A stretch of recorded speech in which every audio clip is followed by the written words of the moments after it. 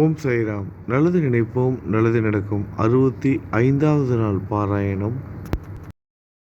ஸ்ரீ சாய்நாத சவணமஞ்சரி. ஸ்ரீ கணேசாய நமக. எல்லாவற்றிற்கும் ஆதாரமானவனே, மயூரேச்சவரா. எல்லாவற்றிற்கும் சாட்சியாக விளங்குபவனே, கௌரியின் புதல்வனே. எண்ணங்களுக்கெல்லாம் அப்பாற்பட்டவனே, பெருத்த வயிறுடையவனே. ஸ்ரீ கணபதியே, என்னை காத்தருள்வீர். நீ எல்லா பூதகணங்களுக்கும் முதல்வன், தலைவன். எனவே கணேசன் என அழைக்கப்படுகிறாய். நீ எல்லா சாஸ்திரங்களாலும் ஏற்றுக்கொள்ளப்பட்டவன். புனிதமான முகமுடைய பாலசந்திரனே, சாரதே, வாக்கின் தெய்வமே. நீ வார்த்தைகளுக்கெல்லாம் தலைவி, உலகின் உயிரோட்டத்தின் காரணகர்த்தாவே. நீ படைப்பாளிகளின் இறைவி. நீ எப்போதும் இத்தேசத்தின் அணிகலன். எங்கும் நிறைந்து இருக்கும் எல்லையில்லாத சக்தியே, உலகின் தாயே, உன்னை வணங்குகிறேன். பூரண முழுமையான பரபிரம்மே, மகான்களுக்கு பிரியமானவனே, பண்டரிநாதன் உருவில் வெளிப்பட்ட அவதாரமே. நீ அன்பு கடவுள், எல்லையற்ற கருணை உள்ளம் கொண்டவனே. பாண்டுரங்கா நரஹரி. பொம்மலாட்டக்காரன் தன் கையிலுள்ள கயிற்றால் பொம்மைகளை ஆட்டுவிப்பது போல் பிரபஞ்சம் எங்கும் நிறைந்து நின்று உலகை ஆட்டுவிக்கும் ஒரு பொம்மலாட்டக்காரன். உன் மெய்ப்பொருளை உய்த்துணர அறிவியல் ஏடுகளும் புனித நூல்களும் இன்னமும் முயன்று கொண்டுதான் இருக்கின்றன. மெத்த படித்தவர்களுக்கு நீ வெளிப்பட்டதே இல்லை. சக்கரபாணியே, அத்தகைய அறிவற்றவர்கள் வெறும் வார்த்தை ஜாலங்களிலே தான் சிக்குண்டவர்கள். மகான்கள் மட்டுமே உன்னை உணர்வார்கள். மற்றவர்கள் குழப்பமடைந்து உள்ளார்கள். உனக்கு பக்தியோடு கூடிய சாஷ்டாங்க நமஸ்காரத்தை செய்கிறேன். 5 முகங்கள் கொண்ட சங்கரனே, மனித மண்டை ஓடுகளால் ஆன மாலை அணிந்தவனே, நீலகண்டனே, திகம்பர ஓங்கார வடிவானவனே, பசுபதியே.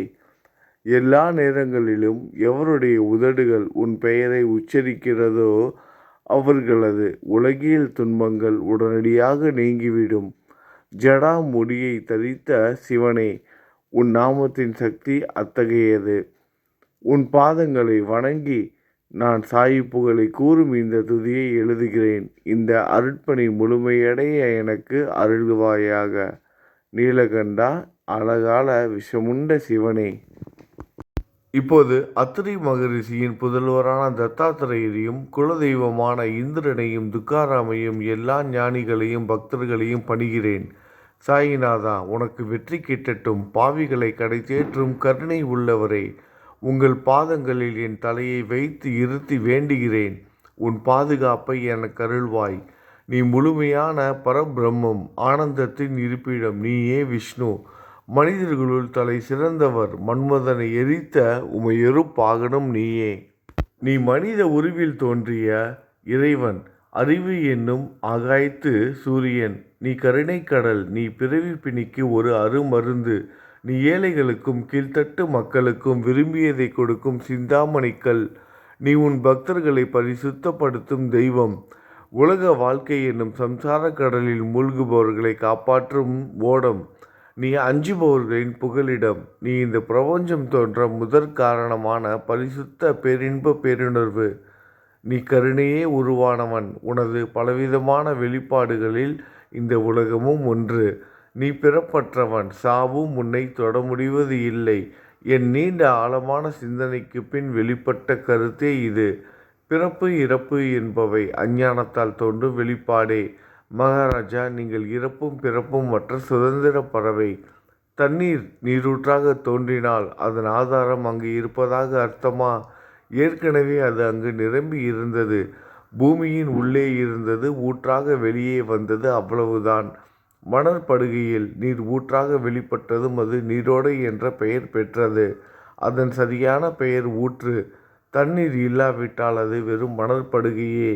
அந்த மணற்படுகையில் தண்ணீர் ஊற்றாக வந்தாலும் அல்லது வற்றி போனாலும் தண்ணீருக்கு அதனால் ஒன்றுமாவது இல்லை.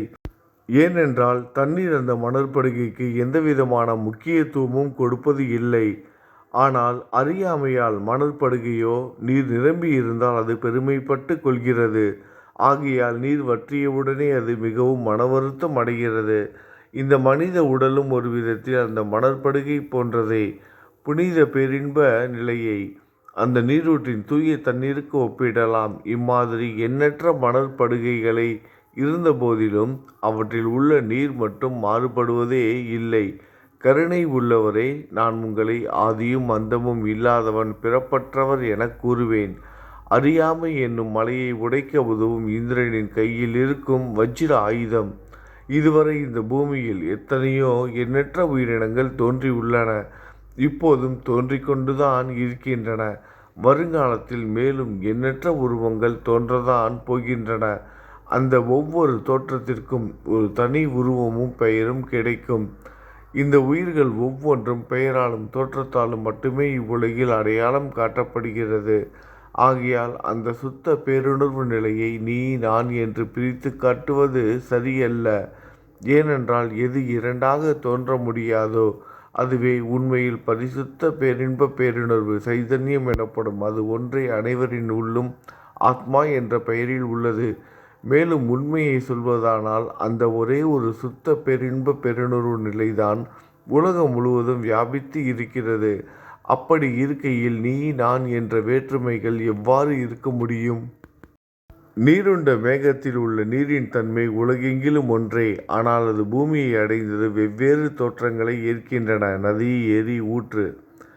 கோதாவரி மணற்படுகையில் விழும் நீர் கோதாவரி நதி என்றழைக்கப்படும். அதே சமயம் கிணறு ஒன்றில் விழும் நீருக்கு அந்த சிறப்பு தகுதி கிடைப்பது இல்லை. கோதாவரி நதி மிகவும் புனிதமானது. நீங்கள் அதில் உள்ள நீரை போன்றவர். நாங்கள் குளம், குட்டை, சகதியில் உள்ள நீர் போன்றவர்கள். நம் இருவருக்கும் இடையே உள்ள வித்தியாசம் இதுதான். எங்கள் வாழ்வின் குறிக்கோளை அடைவதற்கு நாங்கள் உங்களிடம் வர வேண்டும். கூப்பிய கரங்களுடன் சரணடைய வேண்டும். ஏனென்றால் நீங்கள் ஒருவரை புனிதத்தின் உறைவிடம். புனிதமடைந்த கோதாவரி நதி மணற்பரப்பில் மழைநீர் பாயத் தொடங்கும் பொழுது அந்த நீர் புனிதத்தன்மையை அடையும்.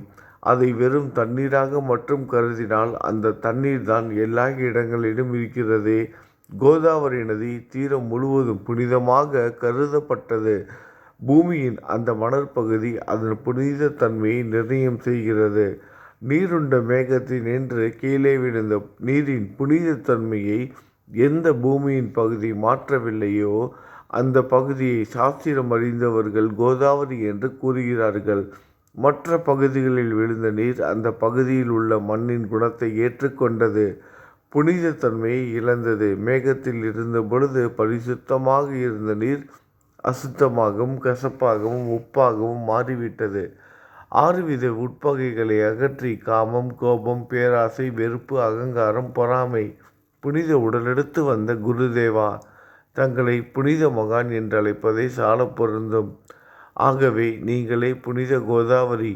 நீங்கள் புடம் போடப்பட்டதாலேயே தான் நான் உங்களை புனித கோதாவரியாக உருவகம் செய்கிறேன். இயங்கும் அத்தனை படைப்புகளிலும் நீங்கள் சிறப்புற முதன்மை பெறுகிறீர்கள்.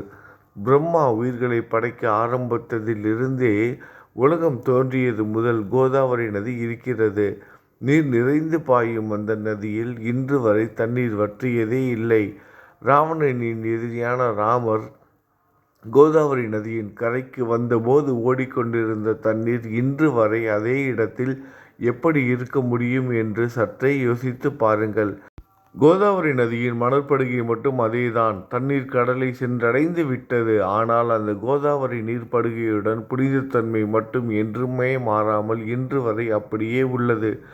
ஒவ்வொரு வருடமும் பழைய நீர் வெளியேறி புதிய நீர் அதற்குள் பாய்கிறது. உங்களுக்கு தெரிந்த வாழ்க்கை நீதிதான் அது.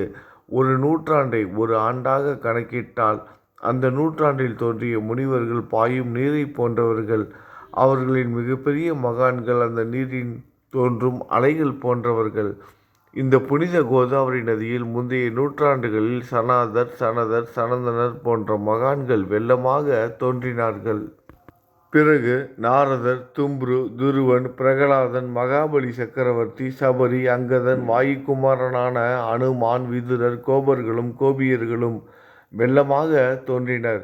இவ்வாறு இன்று வரை கடந்த நூற்றாண்டுகள் ஒவ்வொன்றிலும் ஒன்றன் பின் ஒன்றாக மகான்களாகிய வெள்ளம் தோன்றியது. அவற்றையெல்லாம் என்னால் ஞாபகப்படுத்தி கூற முடியவில்லை. சாய்நாதா, இந்த நூற்றாண்டில் 19ஆம் நூற்றாண்டு புனித கோதாவரி நதியில் சந்தேகத்திற்கு இடமில்லாமல் நீங்கள் வெள்ளமாக பாய்ந்தீர்கள். எனவே உமது தெய்வீகமான பாதங்களை வணங்குகிறேன் மகாராஜா. நான் செய்யும் தவறுகள் உங்கள் கவனத்தில் வைத்து கொள்ள வேண்டாம் என மன்றாடி கேட்டுக்கொள்கிறேன். நான் ஒரு எளியவன், அறியாதவன், தீய குணங்கள் கொண்ட மிகப்பெரிய பாவி. என்னை புறந்தள்ளி விடாதீர்கள், கைவிட்டு விடாதீர்கள். மட்டமான உலோகத்தையும் தங்கமாக மாற்றும் சக்தி கொண்ட ரசவாத கல் இரும்பினுடைய இயற்கையான தன்மைகளை பொருட்படுத்துவது இல்லை. கோதாவரி நதி தன்னுள் கலக்கும் சிறு ஓடைகளை திருப்பி அனுப்புவது இல்லை. அநேக தீய குணங்களை என்னுள் கொண்டவன் நான். உங்களது கருணை மிகுந்த பார்வையால் அவற்றை சடுதியில் அழித்து விடுங்கள். இது மட்டும்தான் உங்கள் அடிமையான தாஸ்கனுவின் வேண்டுகோள். ரசவாத கல்லின் தொடர்பு ஏற்பட்டும் இரும்பின் இயற்கை தன்மைகள் அளிக்கப்படாவிட்டால் குருதேவா, அது ரசவாத கல்லின் பெருமைக்கு இழுக்கு அல்லவா? என்னை பாவியாகவே இருக்கும்படி விட்டு விடாதீர்கள். தங்களை குறைவாக மதிப்பிட்டு கொள்ளாதீர்கள். நீங்கள் ரசவாத கல், நான் இரும்பு. எனக்கு ஏற்படும் இழிவுகள் தங்களுக்கு ஏற்படும் இழிவுகள் அல்லவா? ஒரு குழந்தை தவறுகள் செய்து கொண்டேதான் இருக்கிறது. ஆனால் அதற்காக தாயார் கோபம் அடைவது இல்லை. இதை தாங்கள் நினைவில் வைத்து கொண்டு எனக்கு உங்கள் அருளாசிகளை தாருங்கள். சத்குரு சாய்நாதா, நீங்கள் எனது கற்பக விருட்சம், சம்சார கடலை கடக்க உதவும் கப்பல். சந்தேகத்திற்கு இடமின்றி நீங்கள் ஒருவர் மட்டுமே என்னை கடைத்தேற்ற முடியும். நீங்கள் எனக்கு காமதேனுவாகிய பசு. நீங்கள் சிந்தாமணிக்கல், ஞானவானில் சூரியன் தாங்கள். நீங்கள் நற்பண்புகளின் சுரங்கம், சொர்க்கத்திற்கு ஏறி செல்ல உதவும் ஏனி நீங்கள். புனித செயல்களின் நிறைகள் நிறைய கொண்டவரை, பரிசுத்தமானவரை, சாந்தி மற்றும் பேரின்பத்தின் மொத்த உருவமே, இரண்டாக இல்லாதவரை, வேறுபாடு இல்லாதவரை, அறிவு கடவுளை, குறைகளற்ற முழுமையான அறிவாக உருவெடுத்தவரை, மனிதர்களில் உன்னதமானவரை, சாந்தி மற்றும் மன்னிப்பதின் உறைவிடமே, பக்தர்களின் அடைக்கலமே, என்னை ஆசீர்வதியுங்கள், என்னை ஆசீர்வதியுங்கள். சத்குரு மச்சீந்திரநாதர் நீயே.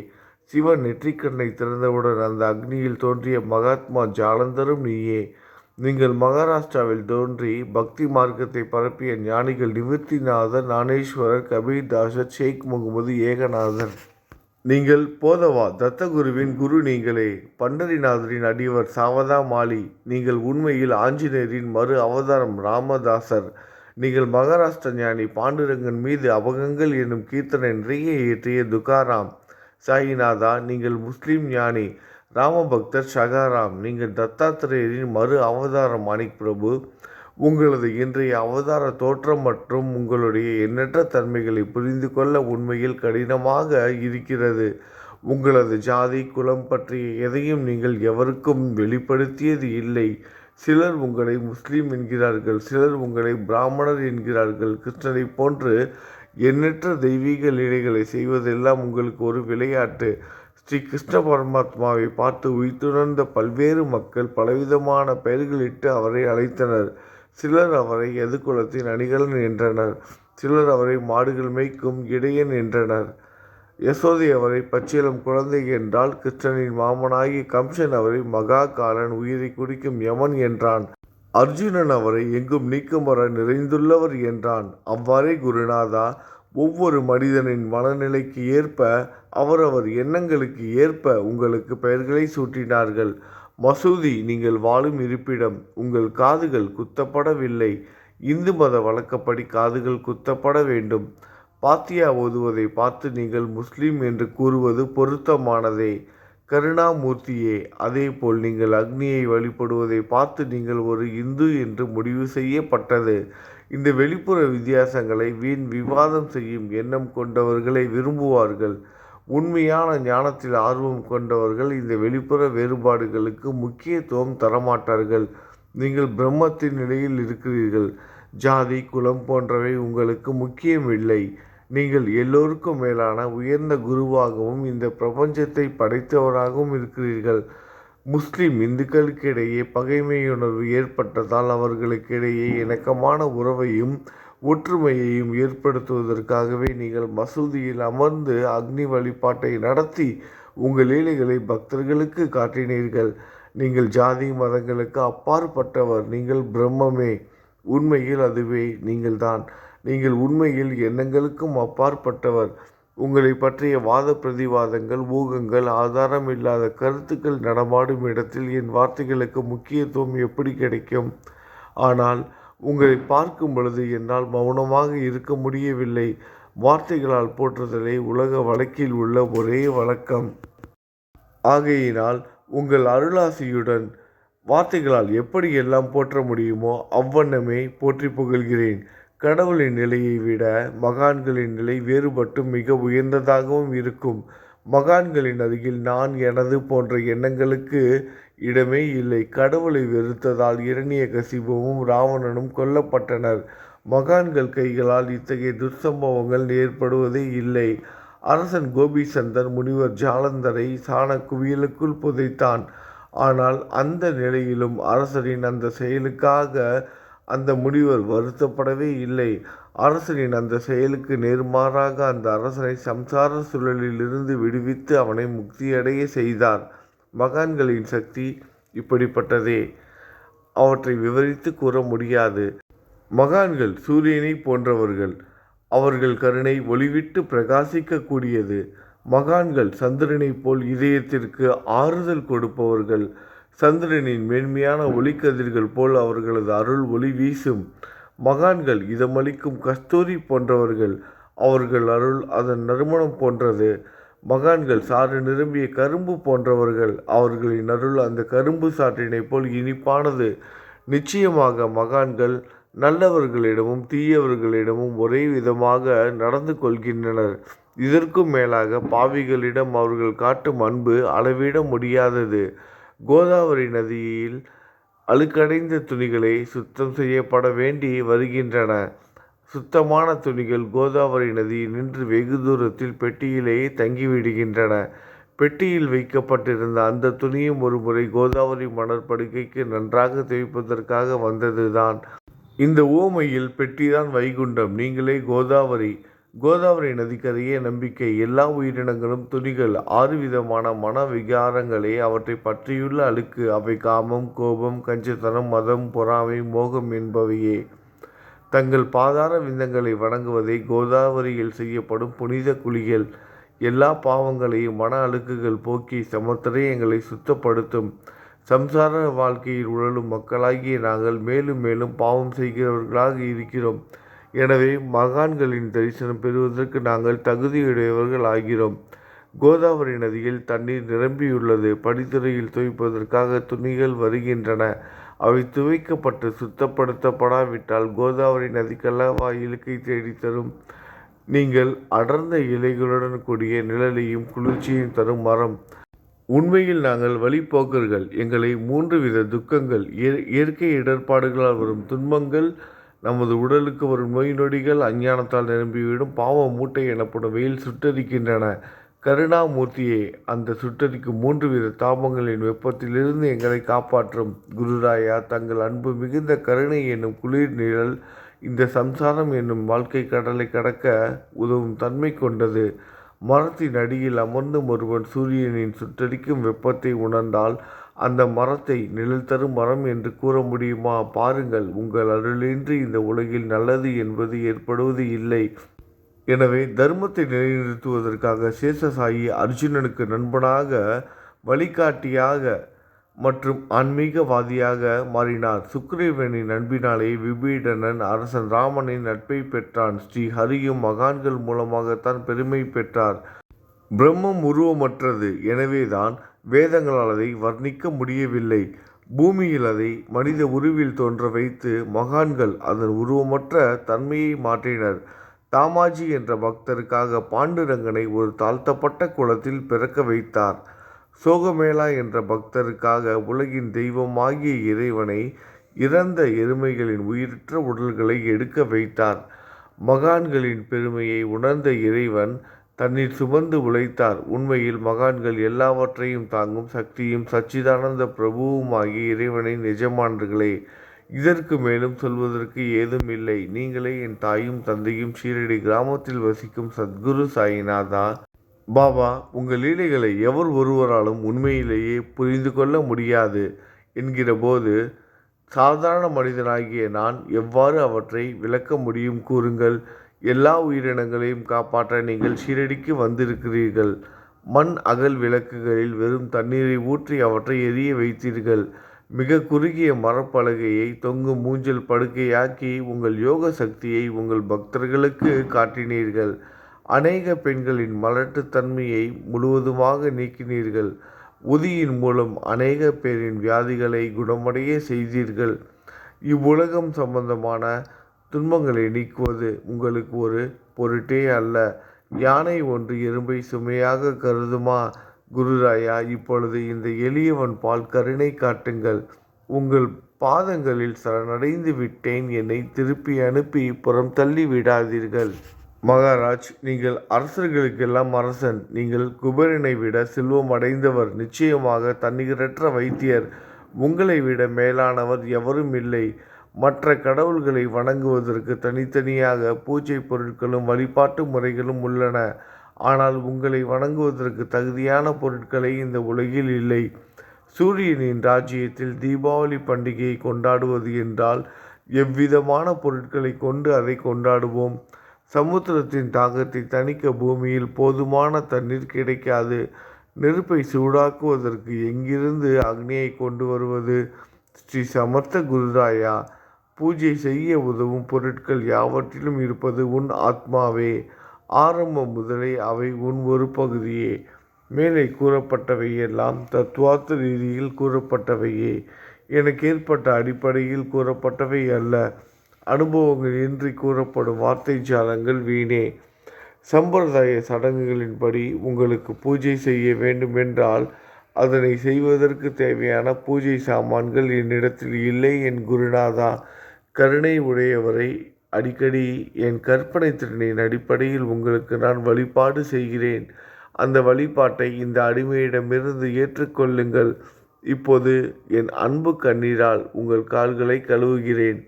உண்மையான பக்தி என்னும் சந்தனத்தை அரைத்து சாந்தாக்கி உமக்கு இடுகிறேன். அழகிய வார்த்தைகளால் எழுதப்பட்ட இந்த துதி என்னும் கப்னியை உமக்கு அணிவிக்கிறேன். இந்த புகழ் மாலையை உங்கள் கழுத்தை சுற்றி அணிவிக்கிறேன். என் கெட்ட குணங்களை தூபமாக்கி உமக்கு முன் எரிய விடுகிறேன். தீய குணங்களின் கூட்டு பொருளே ஆனாலும் அது எரியும் போது அதிலிருந்து தீய வாசனை எழுவது இல்லை. சத்குருவுக்கு முன்பு இல்லாமல் வேறு எங்காவது இந்த தூபம் எரிய விடப்பட்டால் அங்கெல்லாம் இந்த தூபத்தின் நிலை கீழே கொடுத்த மாதிரி ஆகும். அதாவது சாம்பிராணியை நெருப்பில் போட்டவுடன் அது பொசுங்கி அதில் உள்ள நல்ல மனம் என்ற நற்குணம் அதை விட்டு மறைந்து போகிறது. சத்குருவே, உமக்கு முன் அதை எரிய விட்டால் இதற்கு மாறாக நிகழ்கிறது. தீய தன்மைகள், அழுக்குகள் அக்னியில் எரிந்து விடுகின்றன. உலகம் பார்த்து சந்தோஷப்படும் வகையில் அந்த நற்குணம் அதிலேயே தங்கிவிடும். மனதில் உள்ள தீய குணங்கள் யாவும் எரிந்த பிறகு மனம் மாசற்றதாகிறது. கங்கையில் உள்ள மாசுக்கள் நீங்கியவுடன் கங்கை புனிதமடைகிறது. மாயை, மோகம் என்ற தீபத்தை உமக்கு ஏற்றி காட்டுகிறேன். அதன் மூலம் என் மனம் வைராக்கியத்தை அடைய அருள் செய்வீராக குருராயா. பரிசுத்தமான நம்பிக்கை என்ற சிம்மாசனத்தை நீங்கள் என்னுள் அமர்வதற்கு ஆசனமாக உமக்கு தருகிறேன். அதை பெற்றுக்கொண்டு எனது பக்தி என்ற நைவேத்தியத்தை ஏற்றுக்கொள்ளுங்கள். பக்தி என்ற நைவேத்தியத்தை ஏற்றுக்கொண்டு அதன் சாரத்தை எனக்கு கொடுப்பீராக. ஏனெனில் நான் உமது பால்குடி மாறாத பச்சிளம் குழந்தை. உங்கள் அருட்பாலில் எனக்கு உரிமை உண்டு. என் மனதையே உமக்கு தட்சணையாக கொடுக்கிறேன். ஆகையால் நான் செய்யும் காரியங்கள் யாவற்றிலும் நான் செய்பவன் என்று என்னால் உரிமை கொண்டாட முடியாது. ஏனென்றால் நினைக்கும் மனதை தான் உமக்கு அர்ப்பணித்து விட்டேனே. இப்பொழுது பணிவுடன் கூடிய பிரார்த்தனையோடு உங்களை சாஷ்டாங்க நமஸ்காரம் செய்கிறேன். தெய்வீக சாயிநாதா, தயவு செய்து நீங்கள் அதை ஏற்றுக்கொள்ளுங்கள். 8 பிரார்த்தனைகள். சாயிநாதா, சாந்தமான மனமுடையவரே, அறிவின் சிகரமே, அன்புள்ளம் கொண்டவரே, கருணை கடலே, உண்மையின் உறைவிடமே, மாயை என்னும் இருளை அகற்றுபவரே, ஜாதி மதங்களுக்கு அப்பாற்பட்ட துறவியே, எங்களின் புரிந்து கொள்ளும் திறமைக்கும் அப்பாற்பட்டவரே, அன்பின் இருப்பிடமே, ஷீரடிநாதா, என்னை காப்பாற்றும், என்னை காப்பாற்றும்.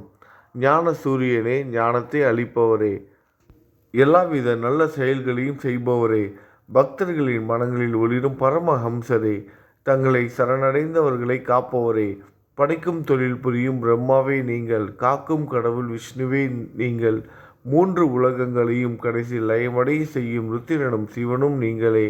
நீங்கள் இல்லாத இடமே இந்த பூமியில் ஏது? எல்லாம் அறிந்த இறைவன் நீங்கள். எங்கள் அனைவரின் இதயங்களிலும் வசிப்பவரும் நீங்களே.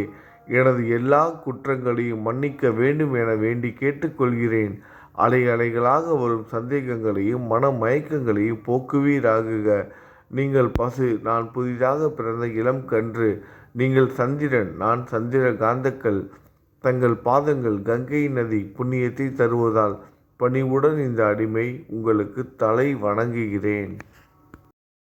உங்கள் கைகளை என் தலைமீது வைத்து ஆசி கூறுங்கள். கவலைகளும் துன்பங்களும் பறந்தோடட்டும். நான் உங்கள் அடிமை. இந்த 8 துதிகளையும் கூறி நான் உங்களை சாஷ்டாங்கமாக நமஸ்கரிக்கிறேன். எனது பாவங்கள், துயரங்கள், ஏழ்மை யாவும் உடனடியாக விலகட்டும். நீங்கள் பசு, நான் கன்று. நீங்கள் தாய், நான் உங்கள் குழந்தை. என் மீது கடினம் காட்டாதீர்கள். நீங்கள் மேற்கு தொடர்ச்சி மலைப்பகுதி, மலையகிரியில் உள்ள சந்தனம். நான் முள் அடர்ந்த புதர். நீங்கள் புனிதமான கோதாவரி நீர். நானோ பெரும் பாவி. குருநாதா, உங்கள் தரிசனம் கிடைத்த பிறகும் என்னிடம் உள்ள கெட்ட குணங்கள் என்ற அழுக்கு என் மனதிலேயே தங்கி இருக்குமானால் உங்களை சந்தனம் என்று யார் கூறுவார்கள்?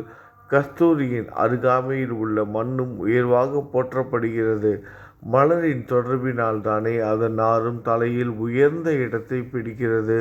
மலரால் மனம் பெற்ற நாற்போல் மகான்களும் அப்படிப்பட்டவர்களே. அவர்களுடன் தொடர்புடைய எந்த பொருளும் மிகவும் உயர்வாக மதிக்கப்படுகிறது. சிவபெருமான் விபூதி, லங்கோடு, நந்தி ஆகியவற்றை ஏற்றுக்கொண்டதால் 8 திக்குகளிலும் அந்த பொருட்கள் புகழப் பெறுகின்றன. இடையர்களை மகிழ்விப்பதற்காக யமுனை நதிக்கரையில் உள்ள பிருந்தாவனத்தில் உலகிற்கெல்லாம் இறைவன் தகிகாலா உரியடி விளையாட்டு என்ற விளையாட்டை விளையாடினான். அதுவும் அறிவுடையோர் மத்தியில் ஏற்றுக்கொள்ளப்பட்டது. ஆகவே நான் பாவியான போதிலும் உங்கள் சேவையில் ஈடுபட்டு உள்ளேன். குருநாதரை, என் நிலைமையை பற்றி மனதில் எண்ணிப்பாரும். குருநாதா, இந்த லௌகீக உலகிலோ அல்லது ஆன்மீக வழியிலோ எந்த விஷயங்களெல்லாம் எனக்கு சந்தோஷத்தை கொடுக்கும் என என் மனம் சந்தேகமில்லாமல் நம்புகிறதோ அவற்றையெல்லாம் நீங்கள் எனக்கு அளித்தருள வேண்டும். உமது கருணையால் இந்த மாதிரி செய்துவிடும். எனது மனதை அடக்கிவிடுங்கள். சமுத்திரங்கள் எல்லாம் தித்திப்பாக மாறினால் பிறகு அவை உப்பு கரிக்குமே என்ற பயம் தோன்றாதே. சமுத்திரத்தை தித்திப்பாக்கும் சக்தி உங்களுக்கு உண்டு. ஆகையால் தான் எனது இந்த வேண்டுகோள். தயவு செய்து இந்த வேண்டுகோளை நிறைவேற்றும். என்னிடம் என்னென்ன குறைகள் உண்டோ அவை அனைத்தும் உங்களுடையதே. ஆத்ம ஞானம் பெற்றவர்களில் முதலிடத்தில் உள்ள உங்களிடம் குறை என்பதை பொருந்தாதே. இப்போது இதற்கு மேலும் நான் ஏன் அதிகம் பேச வேண்டும்? நீங்கள் தான் எனது ஒரே அடைக்கலம். தாயின் இடுப்பிலுள்ள ஒரு குழந்தை இயல்பாகவே பயமற்று இருக்கும். மகாராஜ், இந்த துதியை எவரவர்கள் அன்புடன் படிக்கிறார்களோ கேட்கிறார்களோ அவர்களின் ஒவ்வொருவரின் ஆசைகளை தயவு செய்து நிறைவேற்றும். இந்த துதியை படிப்பவர்களின் கேட்பவர்களின் 3 வித தாபங்களையும், இயற்கையின் இடர்பாடுகளில் வரும் துன்பங்கள், நமது உடலுக்கு வரும் நோய் நொடிகள், அஞ்ஞானத்தால் நிரம்பிவிடும் பாவ மூட்டை 1 ஆண்டிற்குள் விலகிவிடும் என்பதே இந்த துதிக்கு உங்களது ஆசையாக என்றென்றும் நிரந்தரமாக இருக்கட்டும். குளித்து முடித்துவிட்டு மனதின் முழுமையான நம்பிக்கையுடன் இந்த துதியை தொடர்ந்து பாராயணம் செய்ய வேண்டும். அப்படி முடியாவிட்டால் வாரம் வாரம் வியாழந்தோறும் சத்குருவை வணங்கி அவர் உருவை தியானம் செய்து கொண்டு இந்த துதியை பாராயணம் செய்யுங்கள். இதுவும் கூட முடியாவிட்டால் மாதம் வரும் 2 ஏகாதசி தினங்களில் இந்த துதியை பாராயணம் செய்யுங்கள். இது ஏற்படுத்தும் விளைவுகளை பார்த்து அதிசயப்படுவீர்கள். குருமூர்த்தியான சாயிநாதர் இந்த துதியை பாராயணம் செய்பவர்களுக்கு இவ்வுலகில் ஆசைகளை முழுமையாக உடனடியாக நிறைவேற்றுவார். இந்த துதியை திரும்ப திரும்ப பாராயணம் செய்வதால் முட்டாள்கள் கூர்மையான புத்தியை அடைவார்கள். யாருடைய வாழ்நாளாவது குறைவானதாக இருப்பின் இந்த துதியை அவர்கள் படிப்பதால் 100 ஆண்டு காலம் வாழ்வார்கள். இந்த துதியை தொடர்ந்து பாராயணம் செய்து வந்தால், செல்வம் குறைவாக இருந்தால், ஏழையாக இருந்தால், செல்வத்தின் அதிபதி குபேரன் அவர்கள் வீட்டிற்கு வந்து தங்கி அவர்களுக்கு ஏவல் புரிவான். இது சத்தியம், இது சத்தியம், இது சத்தியம் என 3 முறை கூறுகிறேன். குழந்தை செல்வம் இல்லாதவர்கள் இந்த துதியை தொடர்ந்து படித்து வந்தால் குழந்தை செல்வம் பெறுவர். இந்த துதியை படிப்பவர்களின் வியாதிகள் எல்லா பக்கங்களிலும் பறந்தோடிவிடும். வியாதியினின்று குணம் கிடைக்கும். இந்த துதியை திரும்ப திரும்ப படித்தால் பயம் மற்றும் கவலை மறைந்து போகும். மதிப்பும் மரியாதையும் கிடைக்கும். அழிவற்ற பிரம்மத்தை உணர்வார்கள். பிரம்ம ஞானம் கிட்டும். அறிவுடையோரை, இந்த துதியின் மீது உங்கள் இதயங்களில் முழுமையான நம்பிக்கை வையுங்கள். சந்தேகங்கள், நம்பிக்கையின்மை, தவறான எண்ணங்கள் ஆகியவற்றிற்கு கொஞ்சம் கூட மனதில் இடம் கொடுக்காதீர்கள். ஷீரடிக்கு புனித பயணம் மேற்கொள்ளுங்கள். பாபாவின் தாமரை பாதங்களை மனதில் நிறுத்துங்கள். அவர் அனாதைகளின் உறவினர், பக்தர்களின் விருப்பங்களை நிறைவேற்றும் கற்பகத்தரு. பாபாவால் உணர்வூட்டப்பட்டு இந்த துதியை நான் இயற்றினேன். இல்லாவிட்டால் எந்தவிதமான முக்கியத்துவமும் இல்லாத என்னால் இந்த துதியை எவ்வாறு எழுத முடியும்? சக ஆண்டு 1840, ஆங்கிலம் ஆண்டு 1918, புரட்டாசி மாதம் வளர்பிறையில் விநாயகர் சதுர்த்தி அன்று திங்கட்கிழமை 2வது யாமத்தில் சூரிய உதயத்திற்கு முன் இந்த பாமாலை நிறைவு செய்யப்பட்டது. புனிதம் வாய்ந்த நர்மதா நதிக்கரையில் இந்தூருக்கு அருகிலுள்ள ஊரான மகேஸ்வர சேத்திரத்தில் ஸ்ரீ அகல்யாதேவியின் சந்நிதியில் சாயிநாதரை போற்றி பாடும் இந்த ஸ்தவன மஞ்சரி நிறைவடைந்தது. மகேஸ்வரம் என்ற புனித ஸ்தலத்தில் இந்த துதி நிறைவடைந்தது. ஸ்ரீ சாயிநாதர் என் மனதிற்குள் புகுந்து இந்த துதியின் ஒவ்வொரு வார்த்தையையும் என்னை கூற வைத்தார். எனது சீடன் தாமோதரன் இதை நான் கூற கூற எழுதினான்.